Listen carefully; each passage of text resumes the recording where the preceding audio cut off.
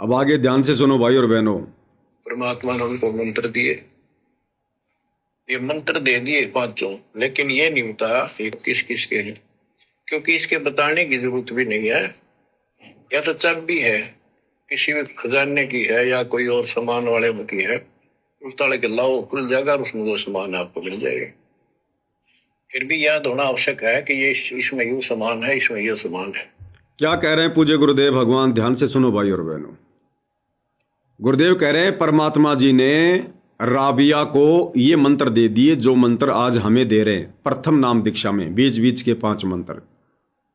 लेकिन परमात्मा ने राबिया को यह नहीं बताया था कि ये मंत्र किन देवताओं के हैं, किन शक्तियों के हैं। गुरुदेव कह रहे हैं बताने की जरूरत भी नहीं है, क्योंकि ये तो एक चाबी है। चाबी जिस भी ताले में लगाओगे वो ताला खुल जाएगा और अंदर जो भी सामान होगा बॉक्स में वो आपको मिल जाएगा। राबिया ने परमात्मा को क्यों नहीं बताया था, उसके पीछे कारण था भाई और बहनों। क्योंकि उस समय ये धर्म की दीवारें इतनी ज्यादा मजबूत थी, हम अपने धर्म के अलावा दूसरे के धर्म की इबादत को, साधना को स्वीकार करने को तैयार नहीं थे। अगर परमात्मा राबिया को ये मंत्र देते समय बता देते कि बेटा ये मंत्र ब्रह्मा और शांति का है, ये मंत्र गणेश जी का है, ये मंत्र लक्ष्मी और विष्णु जी का है, तो राबिया कभी भी हृदय से उन मंत्रों को स्वीकार नहीं करती। हो सकता है वो मना कर देती कि महाराज जी हमें आपके मंत्र नहीं चाहिए, क्योंकि वो अपने धर्म के रंग में काजी मुल्लाओं के द्वारा इतनी रंगी जा चुकी थी। तो एक कारण तो ये था कि परमात्मा ने उसको नहीं बताया कि ये मंत्र किन किन शक्तियों के हैं।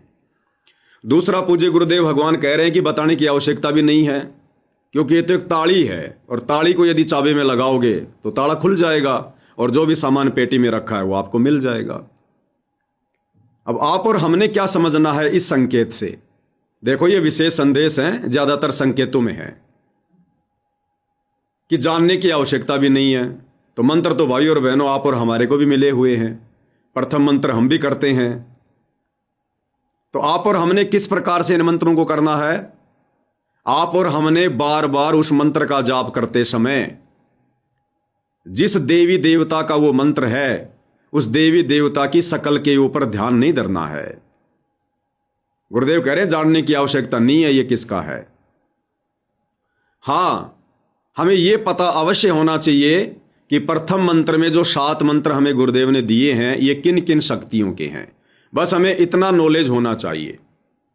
और प्रथम मंत्र की माला करते समय यदि बीच बीच में कभी कभार 1-2 बार, 2-4 बार अगर उन मंत्रों को जाप करते समय जिन शक्तियों के वो मंत्र हैं यदि उनकी शकल भी ध्यान में आ जाती है तो कोई नुकसान नहीं है, कोई दिक्कत नहीं है। बाकी जो विधि गुरुदेव ने बताई है हमने केवल मंत्र के ऊपर ध्यान रखना है, उस शब्द के ऊपर ध्यान रखना है, हम क्या शब्द बोल रहे हैं। जैसे मान लीजिए एक मंत्र है राम राम राम राम, मंत्र तो कुछ और है लेकिन दास आपको समझा रहा है। एक मंत्र है राम राम राम राम, तो हमने उस राम की शकल के ऊपर ध्यान नहीं धरना है। राम है वो जो शब्द है 2 अक्षर का, राम है राम, हमने उस शब्द के ऊपर ध्यान रखना है। हमने इस प्रकार से इन मंत्रों का जाप करना है।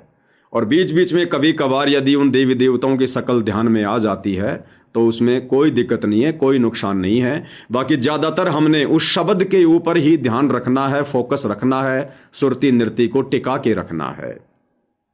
इस प्रकार से हमने इन मंत्रों का जाप करना है।